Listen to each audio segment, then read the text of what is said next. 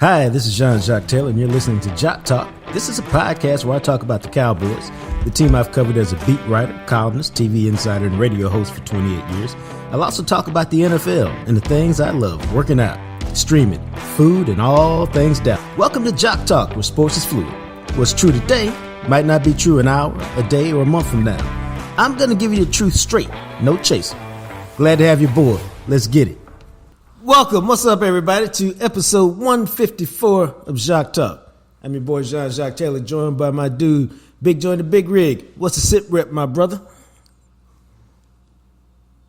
Finally, we are.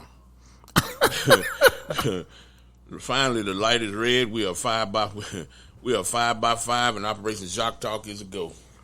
Now, that is music to my ears. It's been a little bit of a rough morning. I'm going to be honest with y'all. I talked to Joe this morning. He said, hey, man, where the 5 plays at? I said, oops.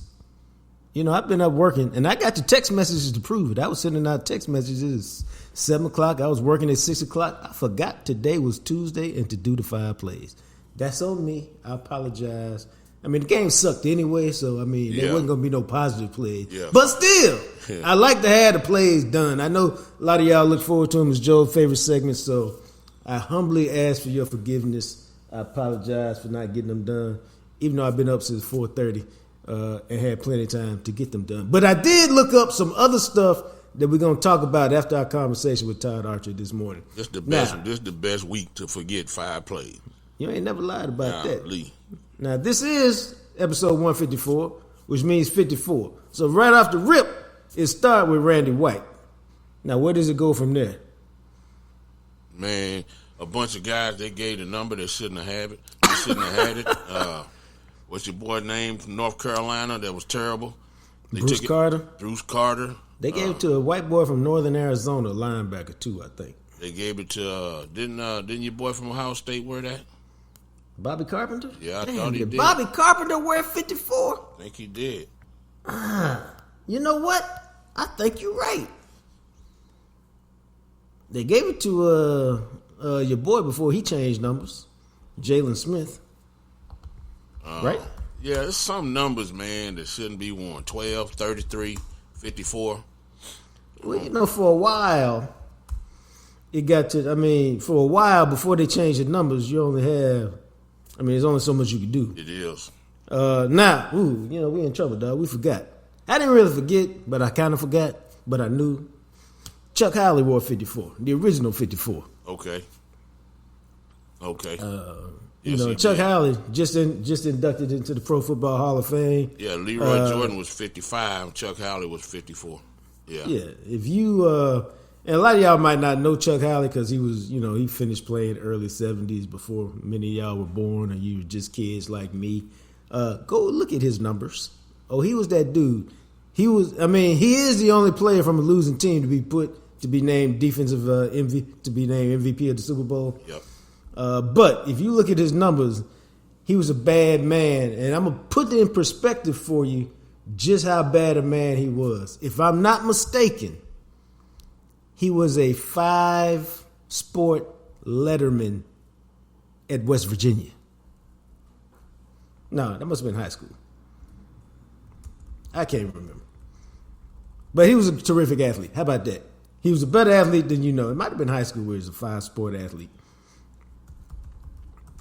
But anyway, enough about that. Ed, let me see. Was that dude's name Ed O'Neill? The guy from Arizona, Northern Arizona, who wore 54? I don't know. Sometimes I go off on these mental tangents, man. Chuck Howley, I'm sorry. I thought this was what I remembered. Chuck Howley, 5-sport letterman. That don't even make sense at West Virginia. Well, you got to go to some of them smaller sports. He might have played, baseball, football, track, basketball. Yeah. Baseball, football, track, basketball, one other sport. He might have. He also won a Southern Conference title in diving. Okay, swimming. There you go. So you had to get to one of them small. You had to get to one of them smaller sports to get to 5. Yeah. Now it was also he was doing this in the 50s. So they're not going to let you do that in today's world. No one will ever. If you want a bad man to come to West Virginia, you're going to either buy him a car or let him play what he wants. He got letters for indoor and outdoor track. Yep. Along with cross country, football, and diving. There you go. Cool. You know. So the whole point was Chuck Howley was a bad man worthy of your attention. That was really the point. And I talked to him for a book I did. I think I did this book in the early 2000s. And I talked to the Cowboys in the greatest game they ever played. And Chuck Howley is one of the guys I talked to. And so you can still find that book on Amazon. Well, rest assured that if we missed Chuck Howley, we was going to hear about it. Yeah, we should have. That's a good recovery right there. Yeah, as well we should have. Without further ado, man, let's get into Todd Archer. See what he talked about this morning. All right. Todd Archer, brought to you each and every Wednesday by Smokey John's Barbecue, home of the Jam Session Bowl. Todd Archer, first man I've ever seen order the Jam Session Bowl, nothing but mac and cheese and meat. You know, and he devoured it. But it was a good time catching up with Arch the other day. And we'll see what his thoughts are about how the Cowboys can get better. Well, hold on now. Well, hold on, player. Golly. Now, one thing. While we're trying to connect with Arch, I don't know how many of y'all watched the Monday Night Football game the other day. Jaden Daniels appears to be a problem. Yeah. The Commanders appear to be a problem. Jaden Daniels appears to be a problem. He put up some video game numbers last Monday night, man. I think he was 21 or 23, 240 yards, a couple touchdowns, ran for a touchdown. He's a problem, man. And the problem with that is, as I say, he's a problem. The problem with him is, you know, they got some stuff around him. 21 or 23, 254 yards, 2 touchdowns. I don't care what level you're playing at. You go 21 for 23, you're a bad man. He also ran 12 times for 39 yards and a touchdown. Spread the ball around. 9 different receivers caught passes. But if Washington has a quarterback, hey, man, things have changed. You know, thus far, he's been the best quarterback amongst all the rookies taken. But like I said, you know, they beat Cincinnati 38-33. Washington is now 2-1. And like I said, man, and here's Washington. They got the Browns coming up. That's a game you would they got the Cardinals coming up in Arizona. I would call that a 50-50 game, a pick'em game. And then they got the Browns coming up. There's a good case you can make for them to be 4-1 in a couple of weeks from now, man. It's a good case you can make that I was thinking, man, we I used to say we're in a weak division. Well, we're in the bottom of the weak division right now. That's how it feels like after consecutive blowout tore losses. Up like that, yep. And then it don't have to stay like that, but yep, that's the case. I'm ready. Okay. Get your boy.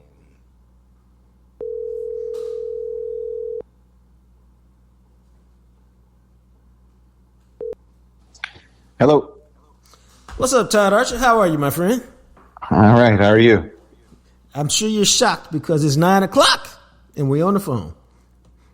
Normally we're 2 or 3 minutes late. Occasionally we get a text from Todd. Hey, we still working today, but you know today we on time. It don't happen. Hey, I've been up since 5:20. I had to do a SportsCenter hit from the house at 6:20 this morning, so I'm ready to go. Why you got to do a SportsCenter hit? Is Washington is the team to talk about, man. Philly's the team to talk about. What's up with the Cowboys? It's Armageddon, you know. What is a SportsCenter hit? What is that? Television hit on SportsCenter this morning. Oh, they talk to you? Yeah. Oh, okay, yeah. Cool. Okay, thanks for watching, Joe. Appreciate you. Hey, Joe got up late this morning, bro. See, I thought it may have been the case where did you have your pajama bottoms on and your suit and tie top? I've done that more than once. I had shorts on, yes. Okay. So now you know behind the scenes TV. Hey, where do you want to start with your Cowboys offense before we head to the defense? Or would you prefer to start with the defense and talk about the offense? I'm not sure which is. I mean, we all know what we're going to say about the defense because we said it last week after the New Orleans game, right? Okay, you raised a good point there. There's nothing new. So I think it goes to the offense here a little bit that they need to be better. They've scored one first half touchdown in the last 2 games. They've kicked 5 field goals, and I think 3 of them might be like from 50 plus. Yeah, obviously they being bailed out.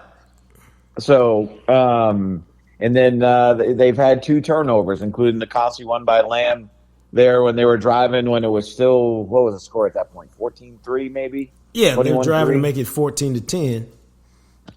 You know, so then, this is a team that has no margin for error at the moment with the way they're playing and the style that they're playing defensively.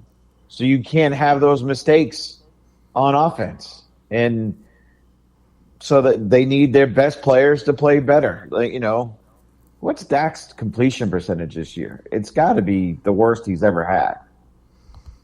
Am I right? While you're talking about that, I'll take a quick look. And that's one thing that McCarthy talked about yesterday about the 60.7 is his completion percentage, and that would be a career low.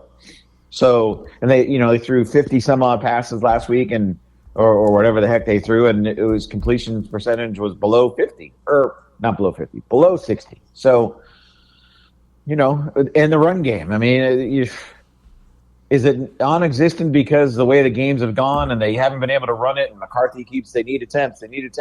Well, what have you seen from the attempts that they've had when it has been, quote, a game still, to lead you to believe that the running game has any answers itself? The running back, right. So, to me, in some ways, the running back committee, this might actually be worse than the wide receiver by committee approach they took in 2018, and then obviously traded for Amari Cooper, because at least then I believe you still had Cole Beasley was still here. Yeah. Terrence Williams still might have been here. Right. I mean, Hunter Lipke played double the snaps of Zeke. I mean, if that's the case, what is Zeke doing here? Why is Zeke here? Right. Yeah. If that's the case, then that's a fair question. Well, Zeke, and it's not a Zeke slam; it's a roster construction slam. Yes. And now, if we want to go on the Derrick Henry rant here of when Jerry says they couldn't afford him, that's not true. They could afford him. They can afford anybody in the league that they want to afford. Don't say you couldn't afford him. Now you can say we made the choice not to go after him because we have difficult decisions coming up in the future on players that we have to be mindful of our cap space. All well and good. Absolutely true. Don't say you couldn't afford him because you could have. So there you go. There's my take on the offense. So, actually, and one more thing. Like, I'm not a huge, probably because I'm an idiot and I don't understand some of these things, but like the running game and the running backs in particular. So Next Gen Stats has this rushing yards over expectation. I always kind of wonder, over whose expectation? Like, how do you figure this out? And it goes to the GPS chips that they have and the models and the blah, blah, blah. Okay, I'll take your word for it. The Cowboys are minus 74 yards in rushing yards over expectation, which means they should have 74 more rushing yards than what they have, basically, right? Okay. That's third worst in the league behind Chicago and Miami. So that tells you the blocking is kind of there, and it still might not be good enough, right? Right. But the blocking has been better or good enough to add 74 yards to their rushing total that they've had this season. Yeah, but it also indicates that the running backs are missing holes and not making the one guy they're supposed to make miss. All that's based on the doggone GPS chip. and everybody's GPS chip, like where the blockers are, where the defenders are, all that stuff. And that's how it's sometimes like Bill Barnwell or one of our guys at ESPN posted a couple of pictures last week on Twitter to show a couple runs where they quote left some meat on the bone. Mm-hmm. And I got to be honest with you, I looked at it, I'm like, I don't really see anywhere where these guys are supposed to go. But that's where I kind of think, when you get into the analytical world and you get into the like where you're just trusting that, I think you kind of lose some context on things. There should be a great combination of, hey, here's the analytics and here's the eye test, and you put it all together that way. Agreed. So, right. I think the problem with the run game is I don't see maybe Dalvin Cook can provide some solutions, but again, you fall under the conversation of they see him every day at practice. They don't think he can help. I'm sure if they thought he could help, guess what? He'd be up. Now, the other thing is, are you all into the body language conversation with CeeDee Lamb and Dak? I mean, not as much as everybody else, apparently, but, I mean, I guess you have to be nowadays. I mean, I guess it wasn't as striking as San Francisco last year when CD just kind of stood by himself, or maybe it was more striking. It was more striking then. Or maybe it was more striking this time because they're actually communicating, where last year or communicating with the quotes around it, where last year there wasn't any communication. So I don't know what's worse or not worse. No, it's all bad. Everything, you got to take the whole context. If they're not getting their head kicked in and they having a discussion, and you really don't, everybody ain't looking at it like that. But because CD dropped some balls, and then he mopes a lot, and then Dak is talking to him, and they getting their head kicked in, that's where everybody go crazy about the body language. That's what I think. Yeah. Right. And look, and maybe I'm going to go down a path I don't want to go down. Like when all the people say they need someone to go crazy on the sideline and start ripping them and yelling at them and blah, blah, blah. I think that's a bunch of garbage too. I don't think that solves anything. Yeah, Michael Parsons will try to do that. Wow. Shut the hell up, Michael. That was Joe who said that. That's everybody. Right. That's right. I got my hand up. I said it. I said it again. Let's pretend I said it 10 times. I guess the big question is, how do you think Mike McCarthy gets it fixed this week other than they're playing a lesser opponent? Win the game. I hate to be like that flippant about it, all right? Yep. Isn't that what fixes this crap? It's win the goddamn game. At least for a week, it puts that off. And then you get 10 days before you go in and play the Steelers. And then if you win that game, okay, maybe you get on a little bit of a deal and you're coming home and playing the Lions. You beat the Lions. Okay, you go into the bye week and you're 4-2. And guess what? No one's talking about the 2 games against the Saints and the Ravens that they're 4-2 at the bye. Hey, that's probably what they should have been, what we thought at the start of the season, da-da-da-da-da. Like, I mean, the whole thing. That's why it's just wins. What I don't like, and what you're hearing from Jerry on multiple occasions before the game and even on his radio show, hey, we've been a great team with 12 wins going into the playoffs and not done in the playoffs. Maybe we can, go in and have the struggles now and get better going into the playoffs. Well, these wins count just as much as the wins later in the season. So if you're not banking the wins, you're not guaranteed of getting into the playoffs. This is true. Yep. It's kind of an arrogant take to say, well, you want to just qualify for the playoffs. Well, they have to qualify for the playoffs. You need to win.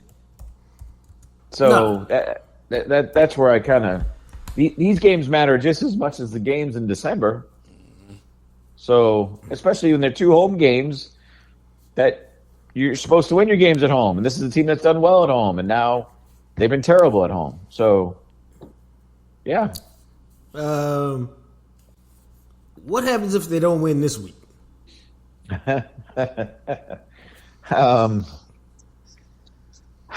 Well, Dak's won 12 straight against them, right? They won 13 of their last 14 against the Giants overall. The only time they lost was when Dak had his broken ankle there in the 2020 season. If they lose this week, I don't even want to think of what it is. At least with Wade in 2010, it got to week 8 before they made them. You know what I'm saying? Like, that was painfully obvious in that Green Bay game. If we can all go back there, right, that guys had just given up. Like, it, you know, I can remember guys on defense just not trying to tackle anybody and blah blah. I don't know if we've seen that from this group. You know, in these 2 games, certainly they're just getting their butts kicked. Like, they can't get off a block. They're running around blocks, not staying in the gaps, and making dumb decisions. Like, that's different than just showing an unwillingness, in my mind, to compete. I don't think we're there. But if they lose this one, certainly the tenor of the coverage around this team starts to changes even more. I think it's starting to change, but changes even more to say, where would Jerry go? What would he do? Could he make an in-season? It turns into, could he make an in-season coaching change? I'd argue that's not going to – there's no Jason Garrett on this staff. Like, that was an obvious guy you would turn it over to, because we were writing how Jason Garrett was the head coach in waiting right, when he got here, because he got hired before Wade Phillips. On this staff, like, who would you give the head coaching job to if you were to make a change? Mike Zimmer. What has he done to cover himself in glory in his time with the Cowboys? Only reason I say that because he got experience as a head coach. Well, John Fossil was an interim head coach in St. Louis.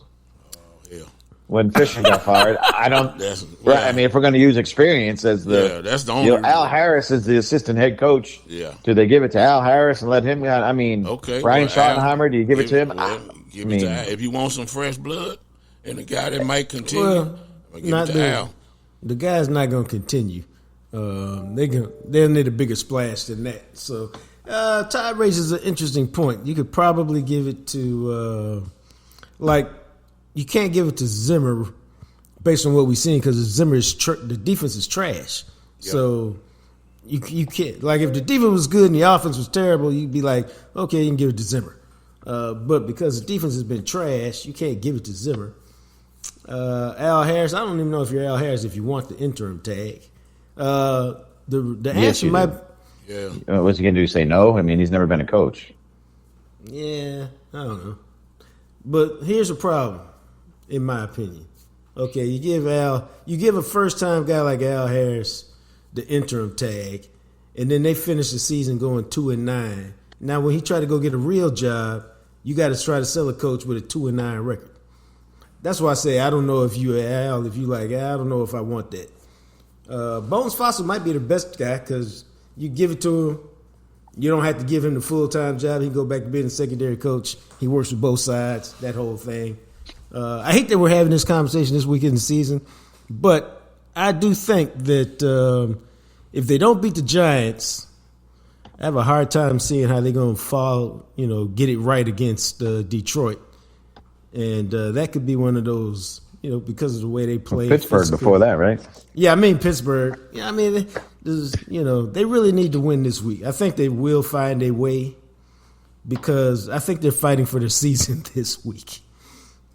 And Jerry was asked that today, if is this a must-win game? And he wouldn't go there because of the ramifications of saying that. The numbers formula, right? Like, of course it's not a must-win game because you're going to have, 13 games left after this one. So, but I do think there are elements, like there are must-win games that doesn't mean your season ends. A must-win game can still be a must-win even if your season does not end because of that loss. Correct. You know what I'm saying? Like, so, and again, did you all watch the Browns-Giants game last week? No. At all? Like any bit? So I was on before the Cowboys game and I'm watching it. The Giants tried to give the game to the Browns. The Browns just gave it right back to them. Like, right. I mean, so, it's they're not a good team. Right. Like, if the Cowboys are who we think they could potentially be, they win this game. Right.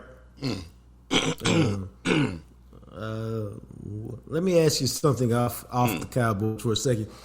Because Joe and I were talking about this for a minute. Jaden Daniels looks like he's a pretty good quarterback as a rookie, which makes the Commanders much more of a problem than we thought they were going to be when the season started.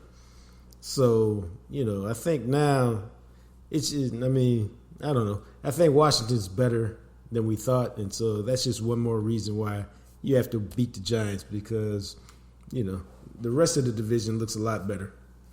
So they got problems, man, wherever you look.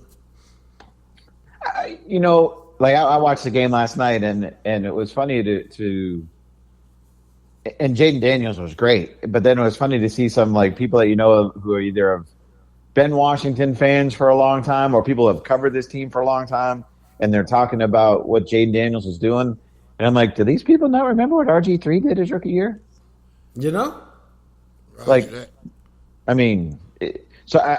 can still remember they beat the Cowboys on Thanksgiving, I want to say that year. And I remember looking at Jerry, and Jerry was just ashen because he was saying, we got to face this guy for the next 10 years.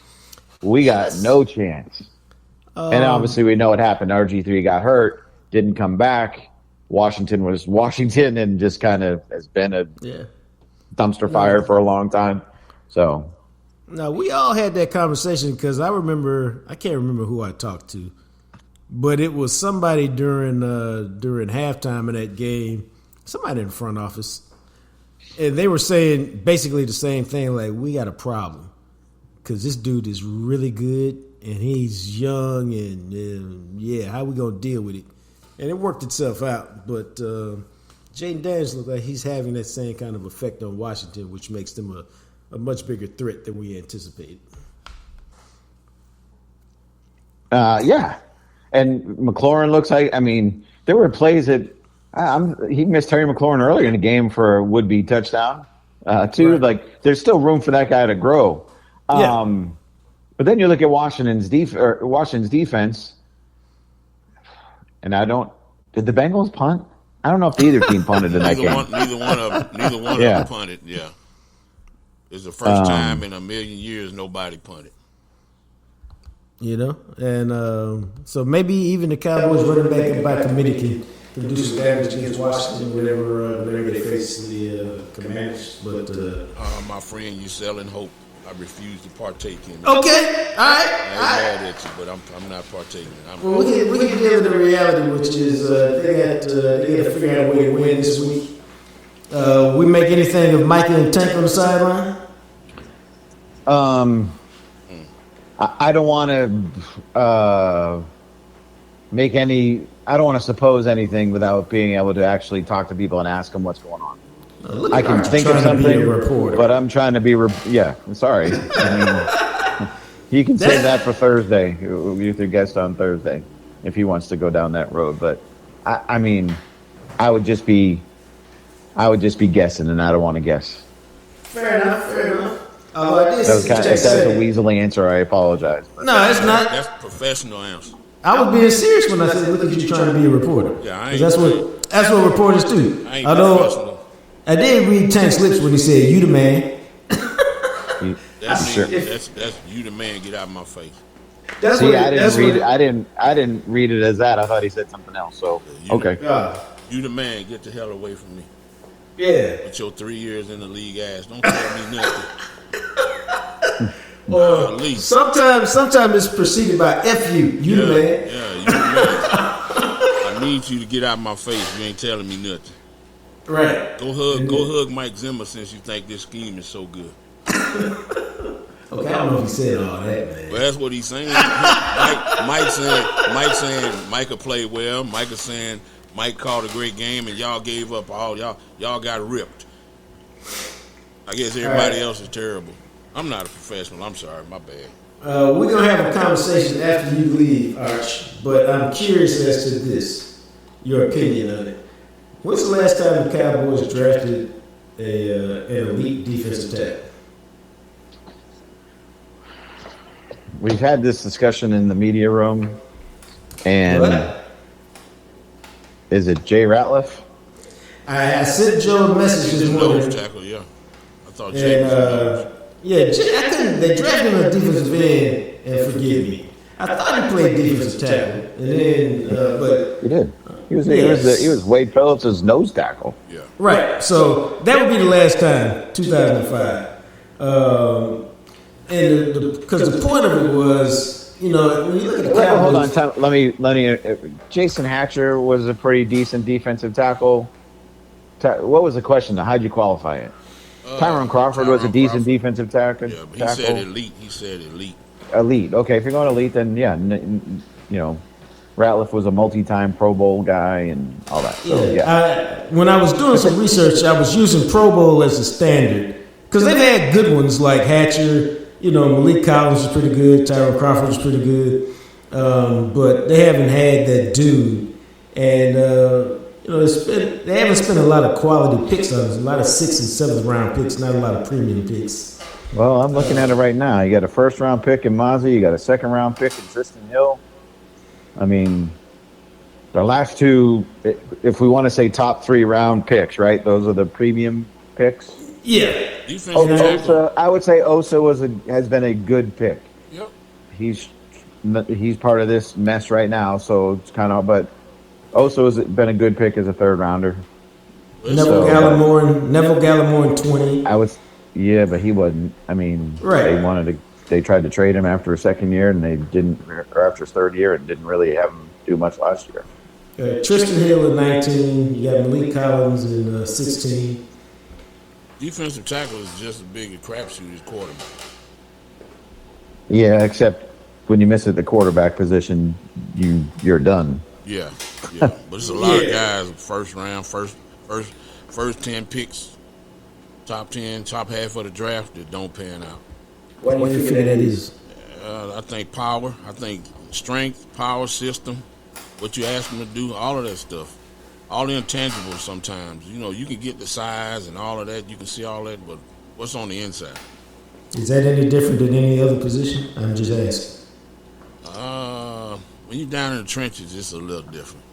Because you got to be a man's man down there, or you're not. You can be just a guy and still have a job, or you can be the guy and make a difference down there. Some positions, I think you can have an average guy and he can contribute. But D-line, the D tackle, the interior, you can be Ed Oliver, or you can be what's the boy named Hankins. And still, Ed Oliver is one of the best in the league, and he was one of the best players come out of the University of Houston. So I'm glad you mentioned Hankins' name, though. Yeah. Well, Cowboys didn't want to keep him? Nah, I mean, the Cowboys is an outlier. They do stupid stuff anyway. Did he get such a big deal from Seattle that they couldn't match that, or did he just want to follow 8 and Dirty up to Seattle? I think he wanted to follow your boy up to Seattle because now I can't remember where I heard this, so I apologize. That the Cowboys basically offered him the same deal. He got a little more bonus money up there, but it's not a significant amount. A couple $100,000. So basically, what they're paying Linval Joseph then. Yeah, they could have paid Jonathan Hankins. And look, who knows? Maybe that was right when Zimmer was coming in, and they didn't know. Maybe he wasn't a fan of the guy, or maybe that they didn't have an answer what they wanted.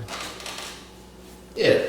But, so I mean, he wanted his own guy, and Linval, blah blah blah. And it just Linval being a vet didn't want to go to training camp, so maybe they had a deal locked in the desk drawer and blah blah blah. But yeah. No, it's I do know they got to quit getting Mozzie Smith got to quit getting knocked out of the hole. For this run defense to stand up. But the same token is Mozzie probably doing the best he can do. He just ain't that guy. So until you can replace him and move on, it's just gonna be some sad singing and slow walking.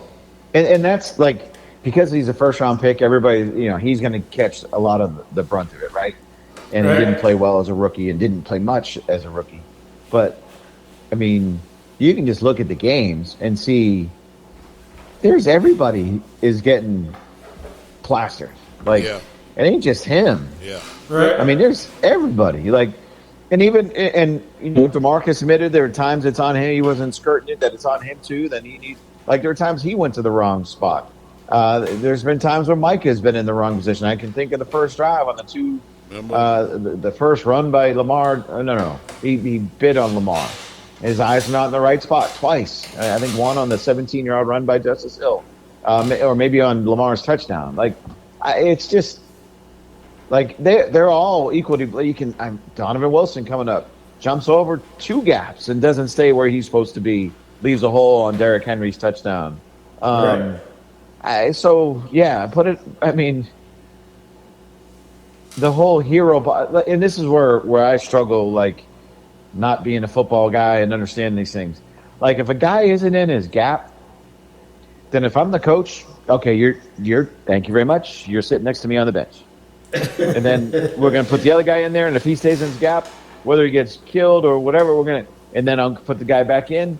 If he doesn't do his job, okay, you're coming out. I'm going to put why is it? We talk about accountability. Accountability has become this buzzword, right?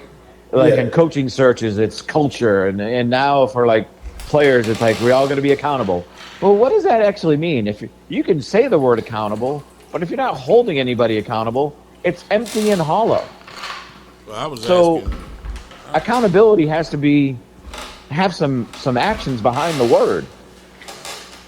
And I don't know how the Cowboys show me how they're holding guys accountable.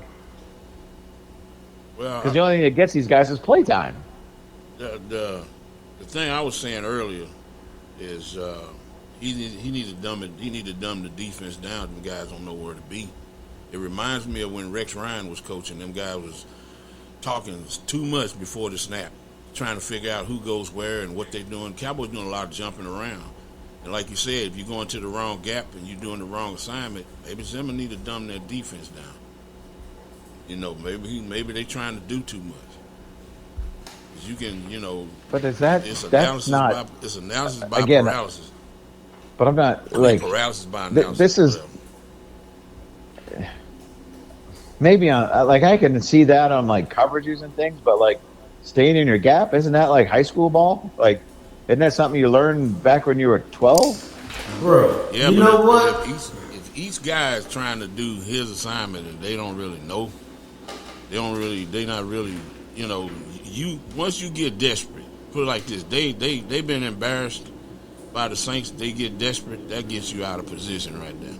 And that's why you start talking about hero ball. If you just do your job, then everything gonna be okay. But when guys get desperate and everybody want to make a play, that's when they turn the hero ball and guys get out their damn position. Yeah, but isn't that two different? How do you dumb down hero ball? I mean, if it's just gaps, it's not you're mixing this coverage with that. Half is playing man, this half's in zone, and we're gonna miss the that's just elementary stuff. I don't know how much more simple you can make it in the run. Well, here's the thing. To me, here's the thing about run fits. All right, you gotta go slow till you know. And if you don't know, you still in slow mode. When you light, you gotta be fast. Like Kendrick got bad back. Kendrick played well against Cleveland. I don't see him filling no holes right now. He knows where to go, but he's just not getting there. So if it's me, I would put the youth in and let them do dumb stuff, and eventually they're gonna catch up. Or sometimes the athletic ability of a guy that's young gonna run him back into the play, where an old guy with a bad back he just screwed if he get hit. If he out of place, or if he don't get there in time. So it's gaps, but it's seeing you got to see to know what you're gonna hit. So that's why we used to say slow. It's slow till you know. And them guys don't know, so they playing extra damn slow to where they gonna go, and then they start guessing. Once it's too late to read, you start guessing. So it's gaps, but it's not as simple as that. The thing about the NFL, thing about high school and college, yeah, it's a simple game. NFL, they complicate everything. And that's why them guys look so damn dumb out there. So it is a simple game. It is, you don't have to be Johnny Football to see it. It's a simple game. It's build it, go tackle, go control the gaps. But it's always 19 contingencies of what you're going to do on every play. And that's why I say sometimes you got to dumb it down. That's just my opinion. No, it's real, man. It's keep it simple, stupid. We've been hearing that whether it's football or different parts of life. Well, that's what they were saying about the quarterback for Washington. He playing a college offense right now. Well, he tearing y'all ass up with it. Why make it complicated? If you got to cut off one half of the field for him or whatever, do that. Oh, let's ask Archer this question because I didn't have a chance to get out there yesterday. What is the benefit of throwing play action when everybody knows you can't run the ball anyway? Is that to make the read simpler for your quarterback because they only reading half the field? I guess if we're going on the dumb factor, if you're really dumb, you're going to bite on it. So that's why you'll do it. But to me, again, I'm not considering and say I know the numbers off the top of my head and I haven't looked them up. But the offense just looks stagnant in their approach. Like there's motions and shifts, but it's more like, we're just doing this because we just want to have our numbers say we're doing this, not because you actually believe it and trying to set stuff up, right? So, like last year, beginning of the season before the Niners game, they were a stagnant offense. They didn't do a lot of things, and after the bye week, they came out with shifts and motions and looked a lot different. Like to me, it's more like, I don't know why you would bite on play action. And look, Dak's downfield throwing and completion percentage is as bad as it's ever been too, because probably no one's biting on play action. The only, the biggest plays, generally speaking, are on throws down the field, are to Ferguson down the seam when he's got the linebacker underneath from the safety over the top of him, and they're great throws. But even like CD's 65-yard touchdown, I bet you it was a 15-yard pass, and then the two guys collided, and CD ran 65 yards. Right. Like Jalen Brooks catch and run. It was a catch and run. It wasn't like a downfield play. Hunter Lipke, who evidently is the best running back on this roster, his catches. He had 20 yards per catch. Well, I'll catch and run, but I just don't like the feel of this offense right now is. I think I use the word, it's stagnant. Everything is just kind of stagnant and not a lot of dynamic elements to it at the moment, where you're just relying on, and this is what we talked about with Garrett's offense all those years, and maybe even Kellen Moore to a degree, and Scott Linehan, where you're just relying on guys to beat guys one-on-one. Right. Hey, CD, you're better than that guy. Okay, Dez, you're better than that guy. Go beat that guy. Witten, you're better than that guy. Go beat that guy. Like, Cole Beasley, you're better than that guy. Go beat that guy. Not helping these guys get open. Not scheming them over, whether it's pick plays or bunch formations or, whatever. Motion. Rub routes, mesh routes, any of that stuff, motion. They got problems. They got a little bit of time to figure it out. And, if not, Archer's going to be in the coaching search. Which, and coaching search is just a big pain in the butt for these days. Anyway, my friend, I appreciate you. How'd you enjoy the jam session, Bo, dog? That was good, really good. I didn't eat dinner that night because I was still full from it. See, I told you, Archer's the first person I've seen to say I don't want nothing but the base, mac and cheese, and the meat. But it didn't look bad. It looked like a good option to me. So it was good meeting you, bro. It's all good. Yeah. Yeah, I would have hollered at you a little bit, but I had to get on Clarence, so. Well, he makes it easy, so you're good. Oh, yeah, most definitely. All right, my friend. I appreciate it. I'll see you out there at the start this week. All right. Sounds good. See you, fellas. All right. That's Todd Archer, brought to you each and every Wednesday by Smokey John's Barbecue. Home of the Jam Session Bowl. We were out at Smokey John's on Friday. Had a good time. All the fellas met up. It was me. It was Big Joe Biggery. It was Content Dave. It was Chill. It was Archer. And we sat around and saw a lot of the world's problems in between taking shots at each other, which is what fellas do when they get together. It was a good time. By the way, Todd also had the banana pudding that he couldn't stop raving about. So Jam Session Bowl, we all sampled them. I don't know, Content Day went from the 2-meat plate, but he couldn't stop talking about that either. So, like I told y'all, all the food at Smoky John's is good. Matter of fact, Content Day was getting on my nerves because he could not figure out what he wanted to eat.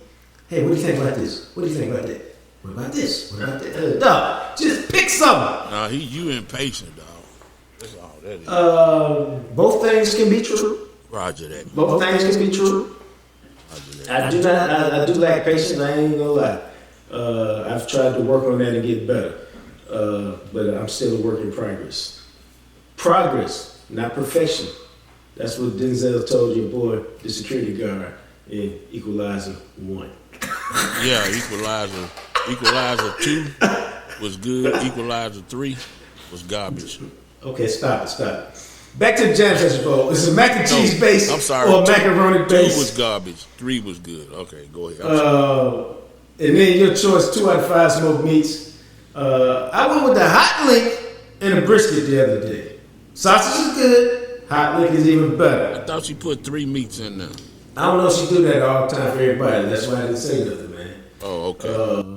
I'm special sometimes. And I got what you got. Oh, well then, sometimes be blessed to follow me. And then all the stuff you find on loaded baked potato, butter, cheese, sour cream, bacon bits, all that great stuff. I told him to leave off the butter because it's a big hunk of it. But if you get down like that, ain't nothing wrong with that. And it's fantastic. It was. I nibbled on some at the show while we were hanging out, but I didn't want to be comatose, and so I ate most of it for dinner later on that night. I ate mine the next day. It tastes even better. I was gonna say, gave the flavors time to congeal and everything. Yeah. Now, if you need Smoky John's in your life and you can't get by 1820 West Mockingbird, you can always go to HEB. They got the sauce and the rub right here. You can pick it up, take it to the crib. Joe V's Smart Shop over there for 67 in Wheatland in Duncanville area. You can get the sauce, the rub, and the banana pudding. You can go to the website, SmokyJohns.com, hit on the marketplace, and get the sauce and the rub sent to the crib in a couple days. There's no excuse at all whatsoever not to have Smoky John's in your life if you want it at your spot, if you want it in your life, and you should. One last thing before we get out of here. Smoky John's Barbecue at the State Fair. That's a staple. They've been there for years. You can get all the food over there. But they're also opening up a deli spot right next to it. And it's going to feature this pastrami sandwich on rye bread. Joe and I were blessed to sample the you hear that? I ain't told that man to do that. We sampled the pastrami the other day. Fire. That's all I can say. Fire. It's going to be the Jones Deli.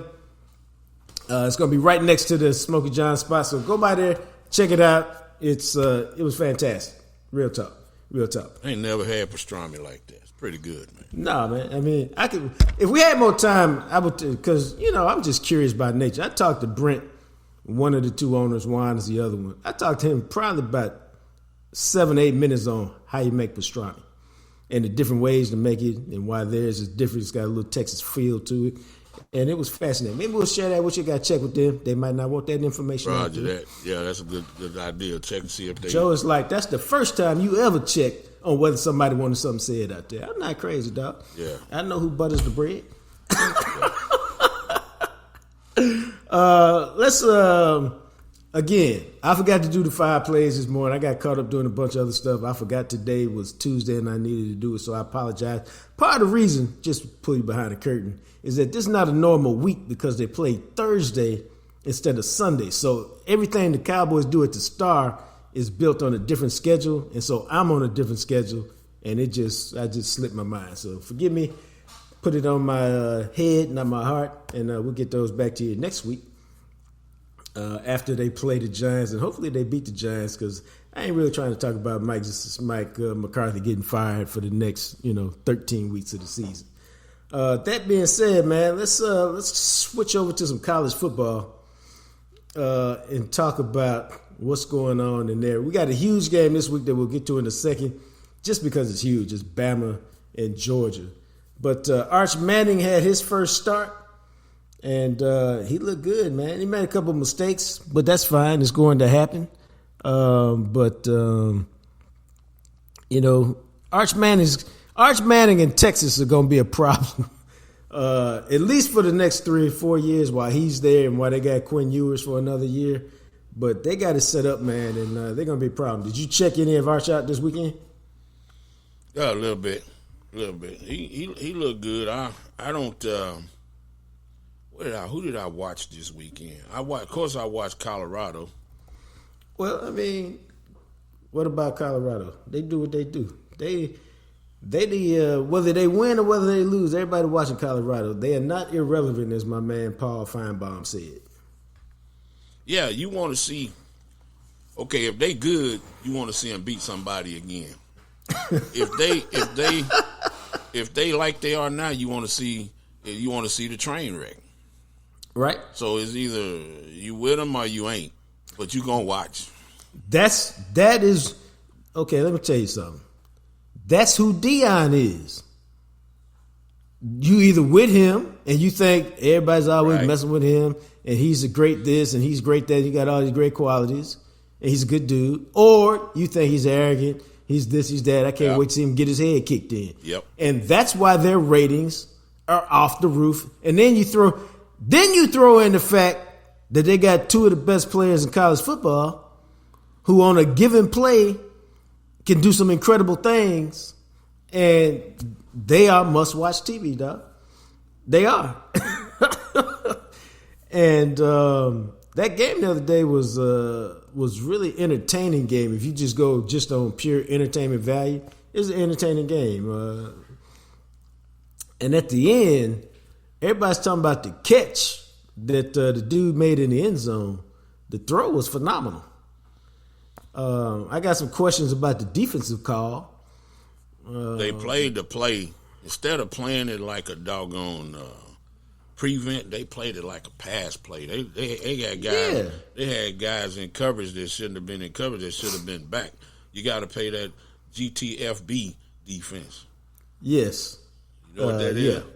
It sounds like get the fuck back. That's what it's. That's exactly what it is. You gotta play that. You can't. I'm gonna be honest with you, man. I was surprised that they didn't have like 5 guys or 6 guys at the goal line. Yeah, they playing it like you playing regular coverage. I feel bad for the Baylor's coach because he's a good coach and he's trying to do so many things. You know, he tried to get transferred. He trying. I pay a lot of attention to Baylor because I had a cousin went to Baylor and played.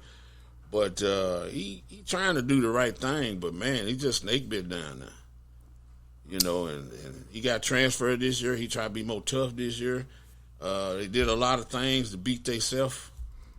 You know, and then I want to say, I shouldn't say that because that take away from what Colorado did. Because Travis Hunter made a hell of a play to knock the ball loose, a hell of a throw to win the game. They did stuff that average teams do to keep the other team in the game. So both of those teams are not terrible, but they average and they played a hell of a game. Right. And somebody had to lose, so, you know. One of the underrated plays was Omarion Miller, where he looked like he got tackled, but his knee didn't touch. Yeah, his knee didn't touch.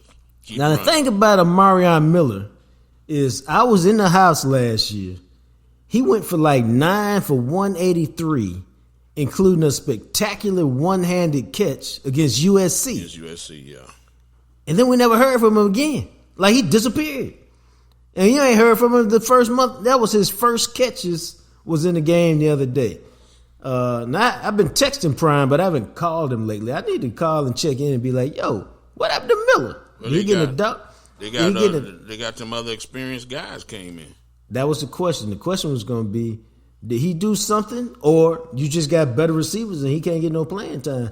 Yeah, that's the transfer portal, and then that's the thing right there. Is like, hey man, stay here and be great, or you can leave and go do something else. But this is what we do. This competition here, right? Buy into what we're doing here. Buy into the competition part. Think about the play Travis Hunter made at the end when Baylor's about to go in and score and probably tie the game and send it to double overtime. Is it looked like he put his shoulder pad right on the ball. Yes, he did. Like, it wasn't no accident. Like, I'm down, I'm low, I'm positioned. Maybe I don't hit it perfectly every time, but he put his shoulder pad right on the ball, and that thing popped right out. And then in true athlete fashion, they didn't think I could tackle, so I had to show them. Travis, who out there has said you can't tackle? The answer is nobody. But like a lot of great athletes, you use whatever motivation you need to get yourself to the next level. The biggest thing is he made the play first, and then he talked about it. You know what I'm saying? Yeah. A lot of that is, I can do this, I can do that, and you don't show. No. As long as you make the play first, say what you want. And he made a couple great catches in the game, too. One of them he nearly made, which was, upon further review, was overturned. But it'll be interesting to see what he does in the NFL, whether he's a receiver, whether he's a cornerback. He's already talking about he wants to play both. And there's a part of me that says he can play both as long as you draw it up right.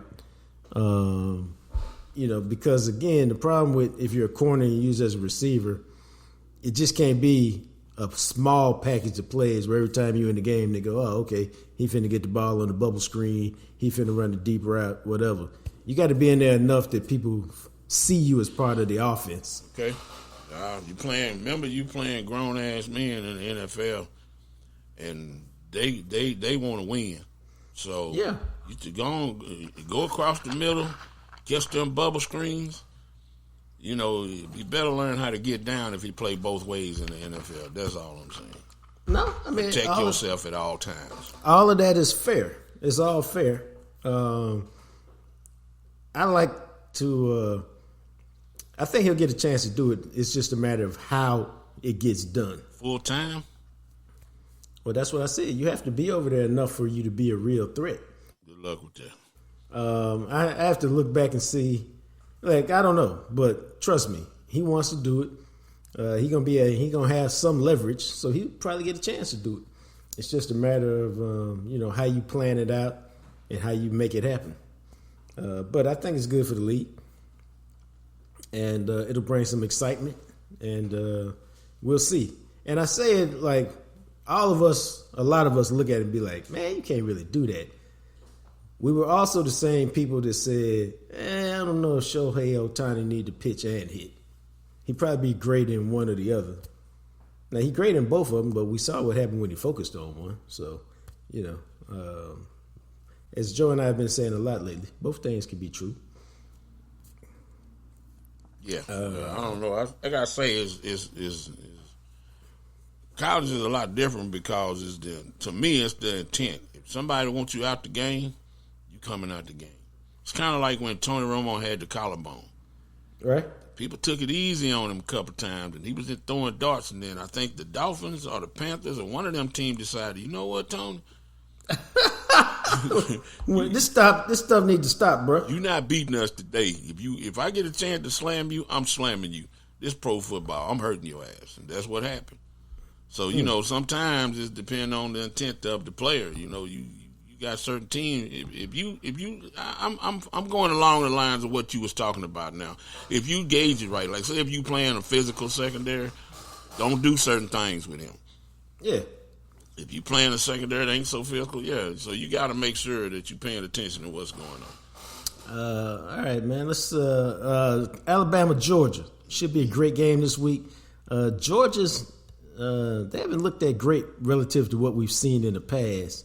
We'll see what they got this week with Alabama. Alabama had a little bit of a struggle in their last game. This is going to be epic, man. And what do you think about Alabama, Kellen DeBoer, what he's done in his first few games at Alabama? Kellen DeBoer is pretty good. I think what I like about what he's doing is he's not trying to force Jalen Milroe to be a circle into a square peg. He's letting him do what he do because he's running the ball. He's tailoring his offense to him. He's not trying to run the Michael Penix offense, right? With Jalen Milroe. So that's a good coach right now, and it seemed like he retained a lot of players too. Yep, and he can recruit because he did it in Washington. It seemed like right now they hired the right guy. We'll see in the future, in a couple of years, when the Nick Saban guys are gone, he get his own guys, what happened. But it's a lot of credit to being able to take what you got and coach them anyway. Sometimes that don't always happen. It's at Bryant-Denny Stadium at Alabama in Tuscaloosa. Bulldogs 2-point favorite. It's gonna be a ball game, man. It's gonna be a ball game. I'm looking forward to it. It's always a good ball game. Yeah, it's always a good. Yeah, I think Kentucky's defense is better than we thought. Could be. Yeah, Kentucky ain't no bad team. They got a good defense, so there's a decent program. They are SEC, so those guys beat up each other sometimes. But you got. So who you got? I'm gonna go with Georgia. Until they get beat, they still that team. Okay. True. You got to knock out the champ. Yeah, and who the Longhorns play this week? You asked me too fast. All right. The Longhorns got one more game until OU. I forget who the Longhorns had. Oh, you know why I forgot who they got? Because they got Mississippi State, which ain't no good. I mean, they really a bad program right now. Are they? They terrible. Mississippi State. Yeah, I'm thinking Mississippi. Ole Miss. No, Ole Miss is good. And I got to thank Ole Miss for giving us their running back. They didn't give him to us. We paid a lot for him. Q Jenkins, that dude is the truth. And I say that because Travion Henderson, Ohio State's running back last couple of years, is outstanding. He going in the NFL. Probably be in today's NFL, probably a 4th round pick, 3rd round pick. He's outstanding. The only issue with him is he's been hurt quite frequently. Dog. Comparing him to Jenkins right now, I just told you how good Travion Henderson is. Jenkins make him look like he's straight up a backup. Now, they splitting time, but Jenkins, oh my goodness. He got speed, he got quickness, he got acceleration, he got a little bit of power. He had an 80-yarder call back last week, 2 weeks ago. Then he scored on an 80-yarder the other day. And, Buckeyes are going to be a problem because now they play both of them backs. The best thing he got is the Ohio State scheme. Yep. Because that's, it make a difference. Them holes get bigger. They blocking downfield. And, it's a whole different program. Well, he got Chip Kelly calling plays. And we can say a lot of things about Chip Kelly, the head coach. Mm-hmm. Chip Kelly, the offensive coordinator, is a different beast now. Yeah, you gotta give Chip his office and let him put them reading glasses on, get in there and do his job. And don't ask him to do nothing else. Don't worry about all the rest of this stuff, man. You take your weird ass in there and make them plays, and we good. Yep. And so by the time the end of the season roll around, they're gonna be pretty formidable. The game between them and Michigan might take about 45 minutes because they both gonna run the ball. Michigan with Alex Orji as their quarterback threw the ball 11 times to beat USC. I don't know if you can really beat that many other elite teams doing that, but they're going to give it a shot because their passing game is trash. Yeah, that's the same, though. Orji got all the skills, no intangibles. He do. He's big. He's got strong arm, and I think he's a junior. Yeah, I think so. So he been in the program. They're going to bring a transfer quarterback in there to run the show. Yeah. Whoever it is. Yeah. Because you have to have some passing threat. Have something, yeah. And right now they don't. He's been on the bench. He was on the bench before that, And as teams play them, they're going to put, as teams look at tape and see what they do. It's still Michigan, so they're going to try to impose their will, but when you get 8.5 in the box, it just becomes harder and harder and harder. Man, I bet Dylan Edwards said, "Man, I should have left." Well, yeah, there you go. Let's take on that note, man. Let's take a quick trip around the block.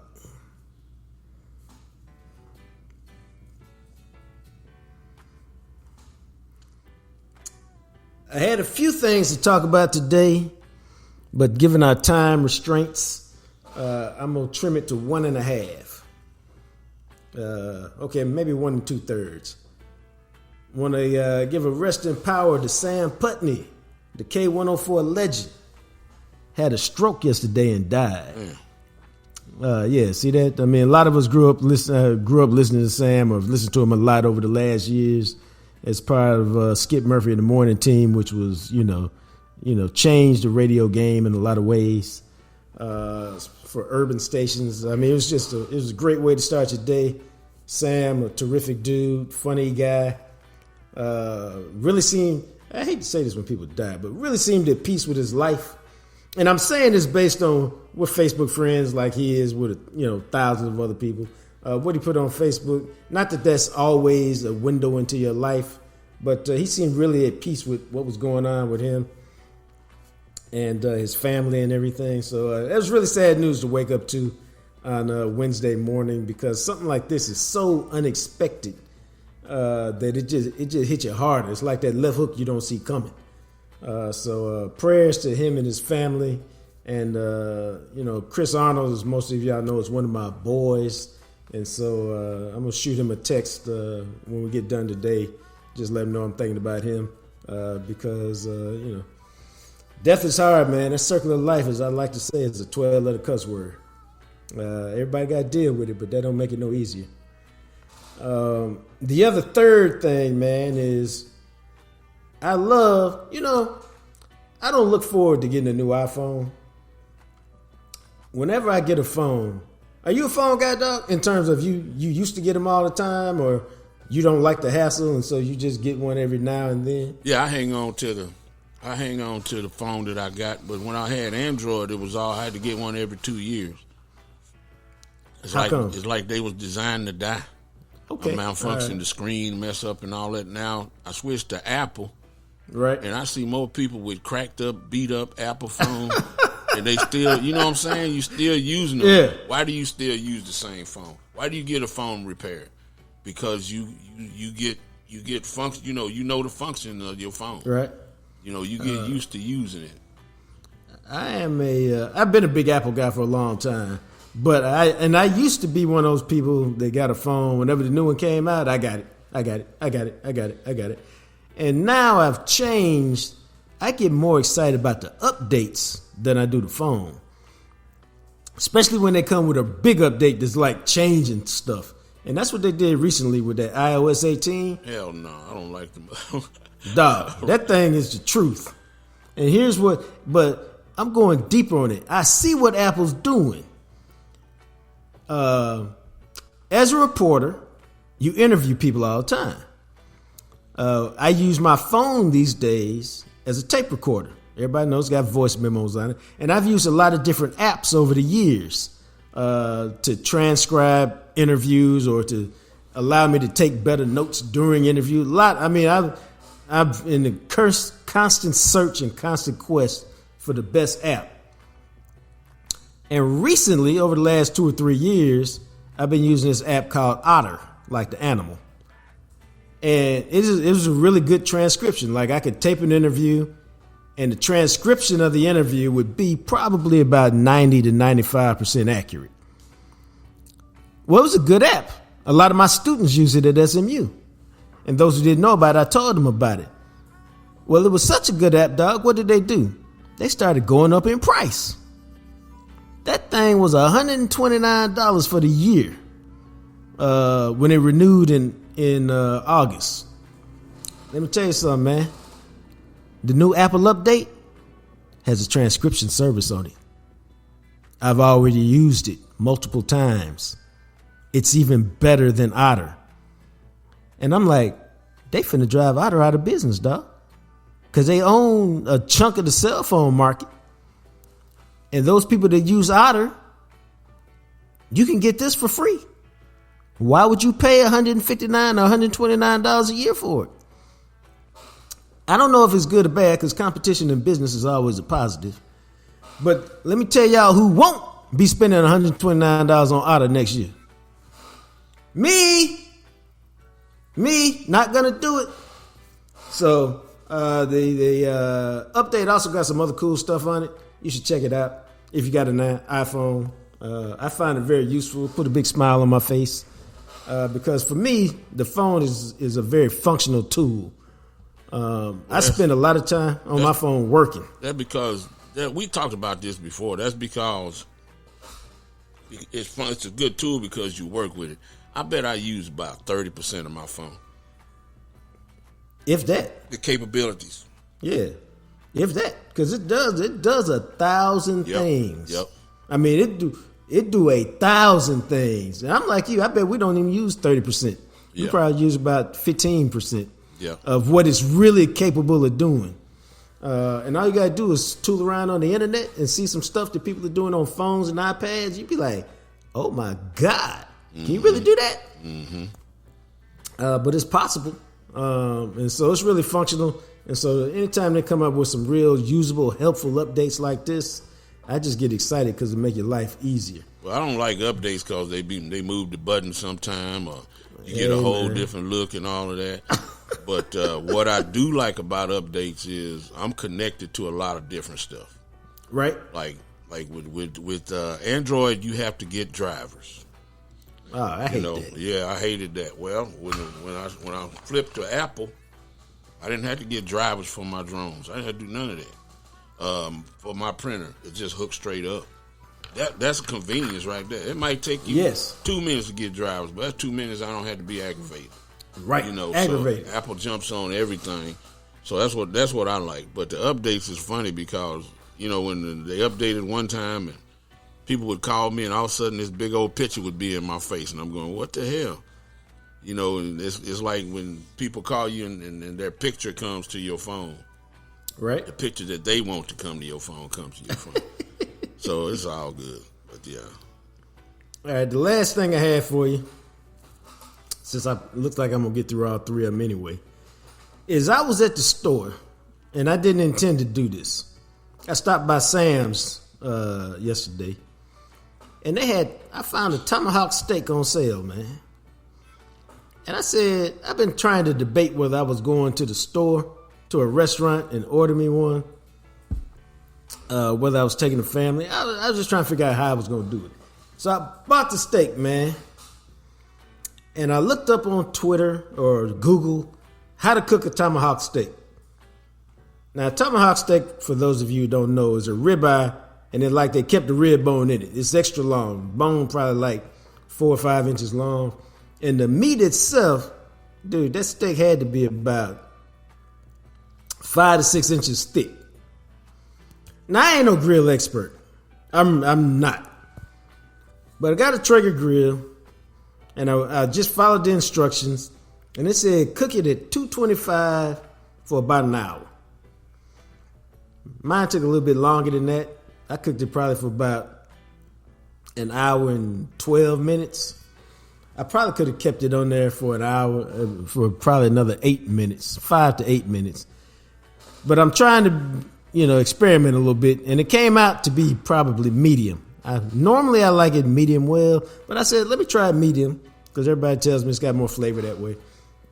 So I tried it. Don't judge me, but I don't have one of those food thermometers yet. It's on my list to go get. I just haven't got it. I never think about it till I need it. You got one of those, man? Because I know you be on the grill. Yeah, I got about 7 thermometers that I had when I was working food service.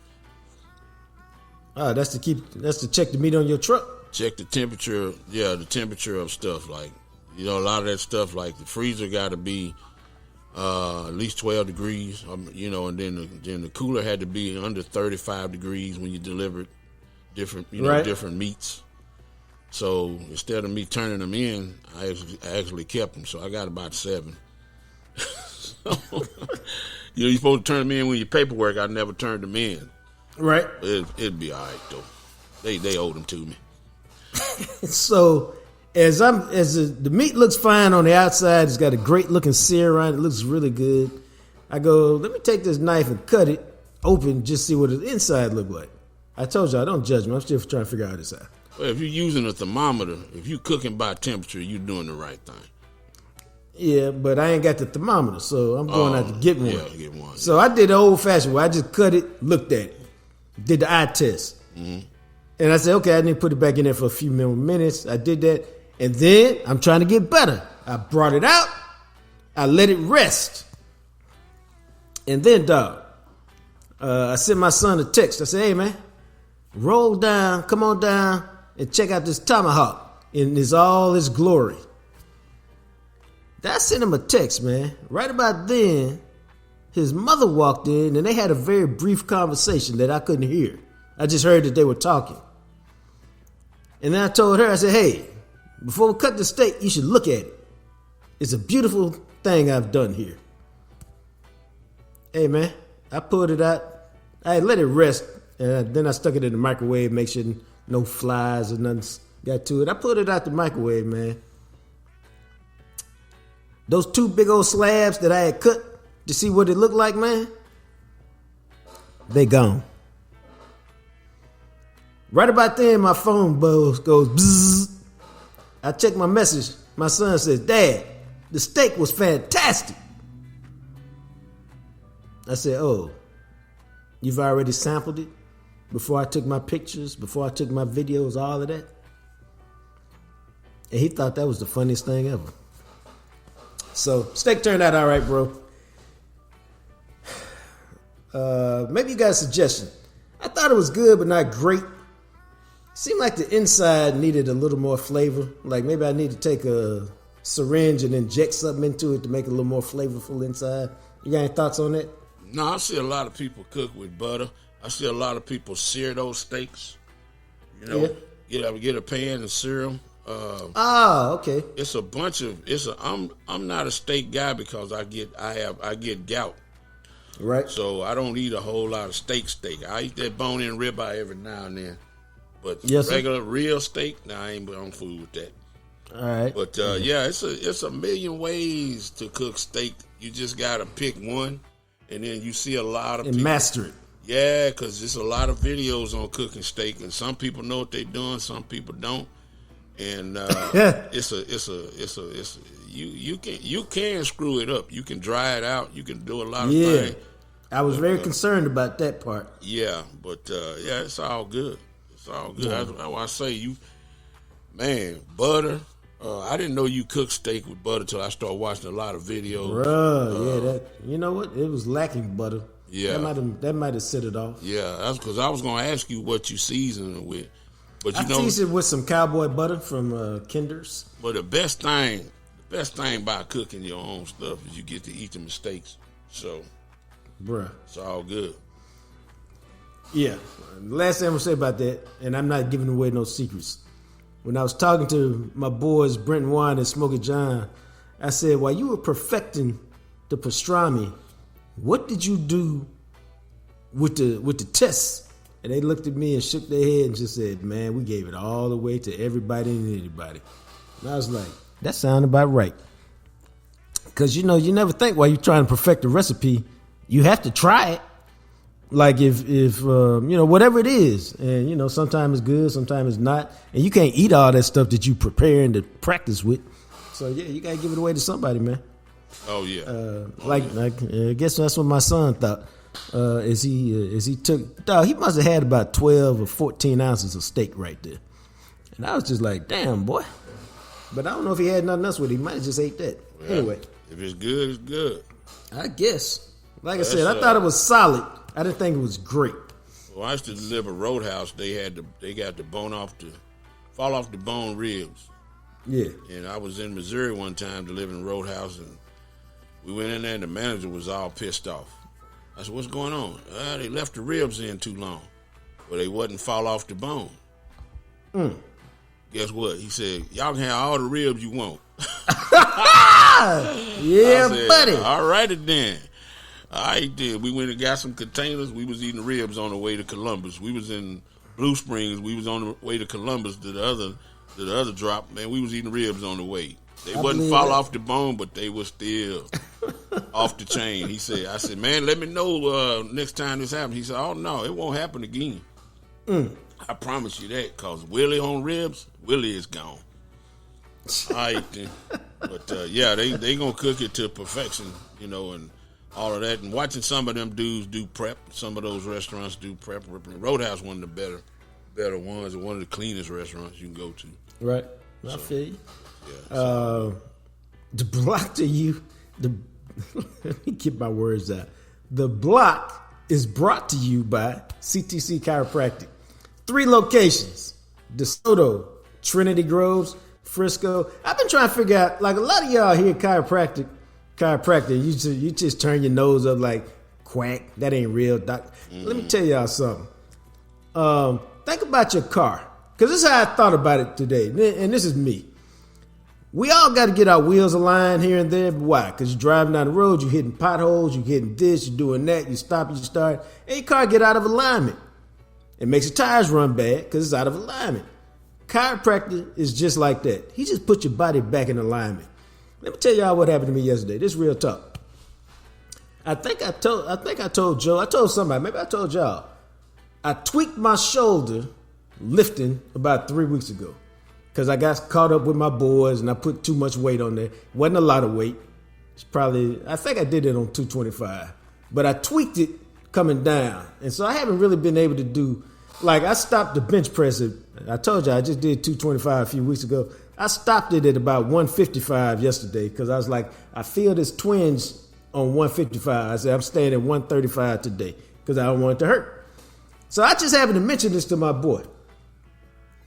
So I show up at the chiropractic office, and after he adjusts me, he says, hey, turn around face down.